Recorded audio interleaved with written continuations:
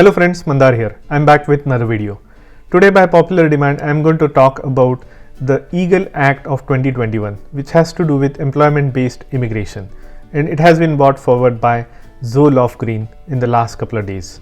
So I'll go through some of the important aspects of this bill, which is yet to pass through any house of or into a law. It is just introduced. It's not even hit the floor yet. But let's go through it because that is the topic of discussion, and I will also cover some of the important questions towards the end of the video related to I-485 and adjustment of status. So if you are interested in this topic, watch this video until the end and let's get started. If you are here for the first time, welcome. My name is Mandar and I make immigration related videos for US and Canada. I am not an immigration lawyer, so anything that I say on this video or on my channel is for information purpose only. And for your specific immigration needs, you should hire a competent immigration lawyer. Now you may remember from last year we had two bills. One was the HR 1044 bill and the similar one S386 bill in the Senate that had to do with elimination of per country cap for employment based green cards.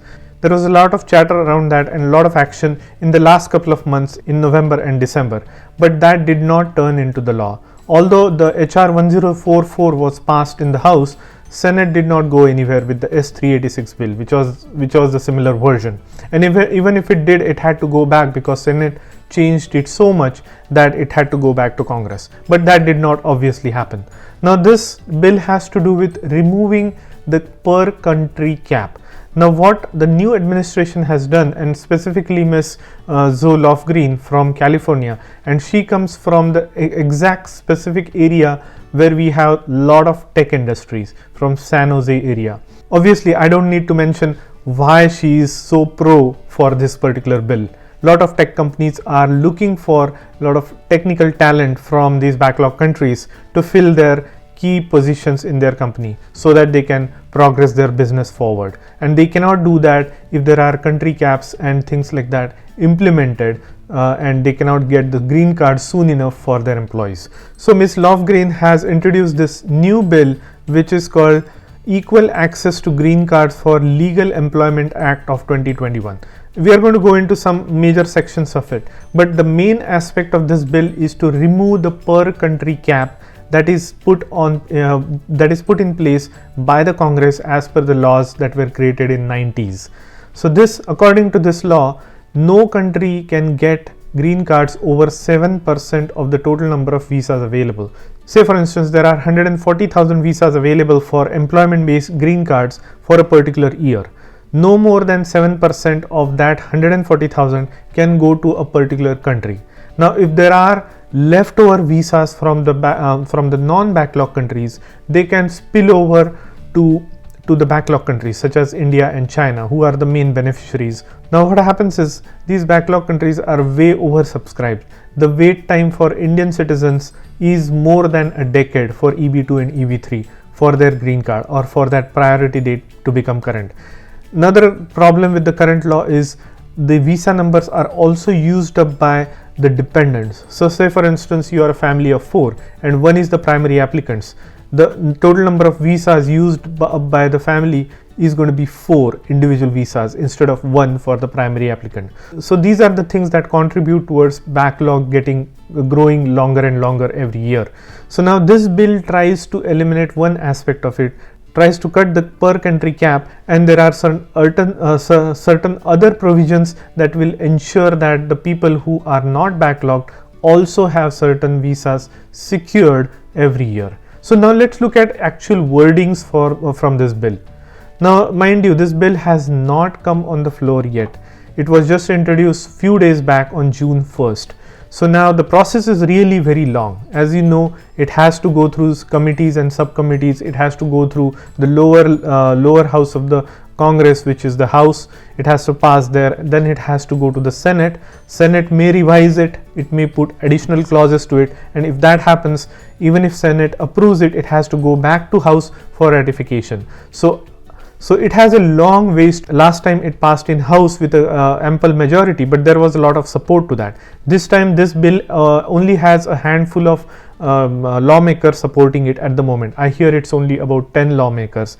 So first let's look at what are the aspects of this bill, and then I will let you know my thoughts, what are the chances of this bill getting approved, or I'll let you know what are the chances of this getting into a law. Now here is the house.gov site where there is an actual section by section description of what this EAGLE Act of 2021 mean. So as you can see, it's equal access to green cards for legal employment. That's what EAGLE stands for.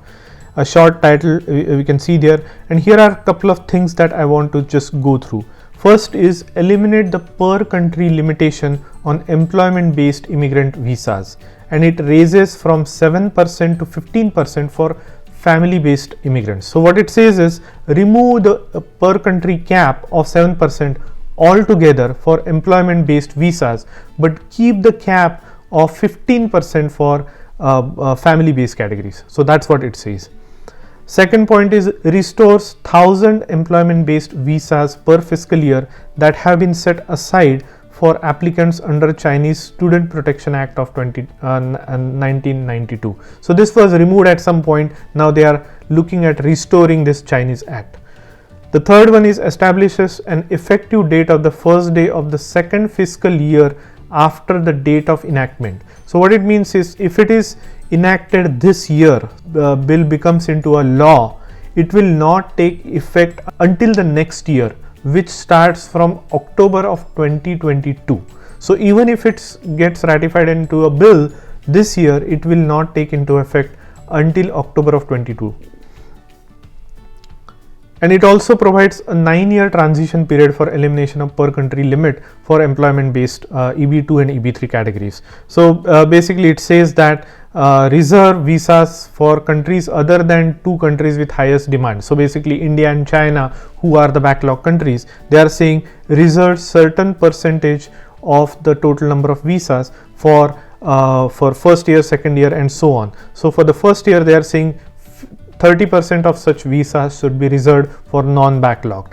For the second year, it reduces to 20%, third year 20%, fourth year 15%, fifth and sixth year 10%, and seventh, eighth and ninth year 5%. After ninth year, starting 10th year, there will be no reservation set aside for non-backlog countries. All the visas are fair game for everybody, irrespective of whether you are backlog country or not.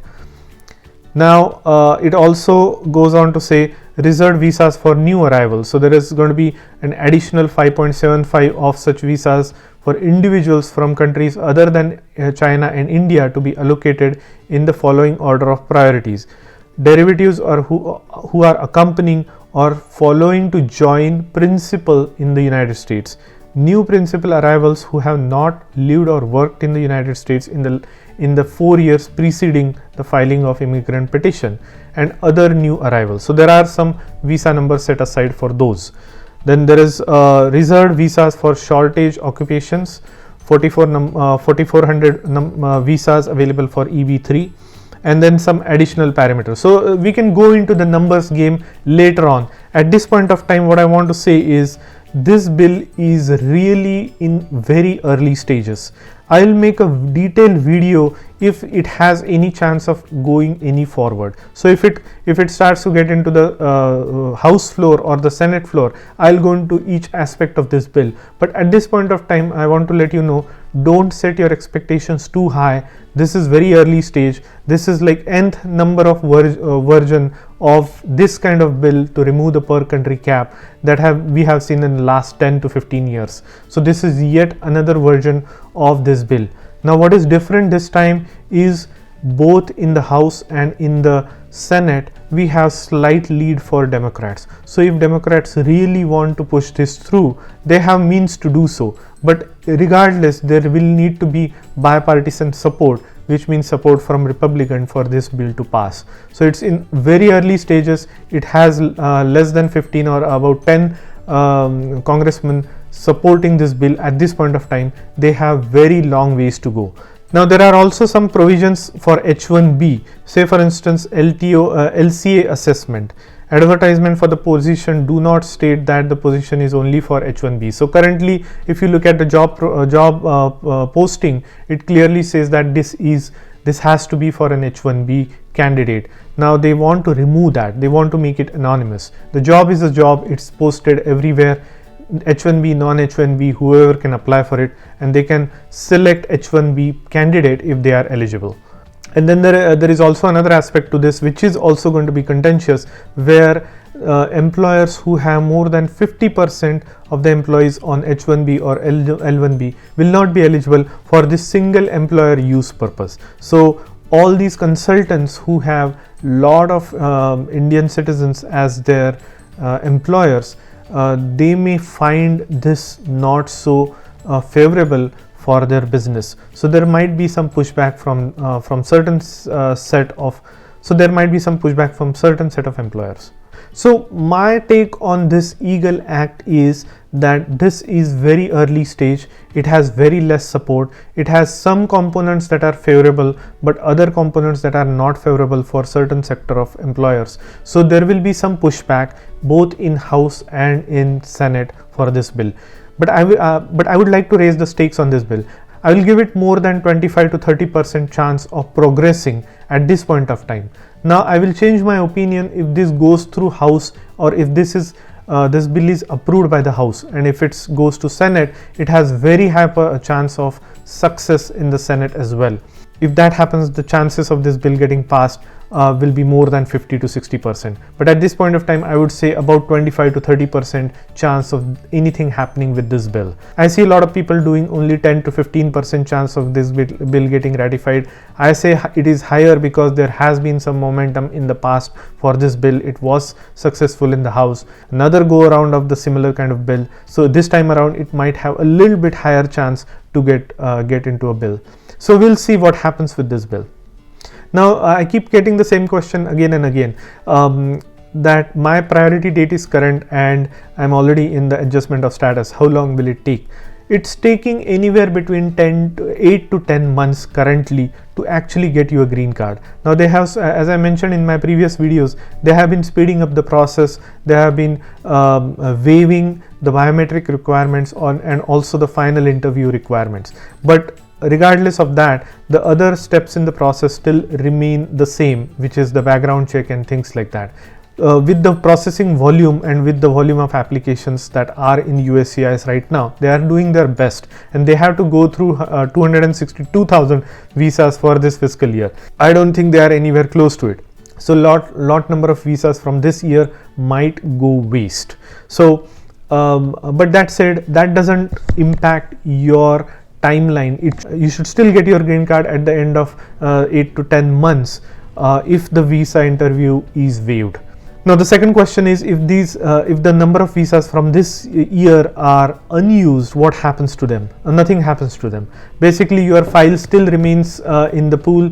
It still remains in the processing. Whenever they assign you a visa number, it will be that particular year visa number that is assigned to you. So you as a applicant shouldn't worry too much about whether you got the visa number from fiscal year 2021 or 2022. Your file will get processed as long as its priority date is current, and you will be assigned a visa number from that particular year. So I hope I was able to answer some of the questions that you have been asking me, and I was able to answer some of the key aspects of EGAL Act. So if you have any more questions, please mention them in the comment section below. If you got value out of this video, please hit the like button and consider subscribing to my channel, and I'll see you in the next one.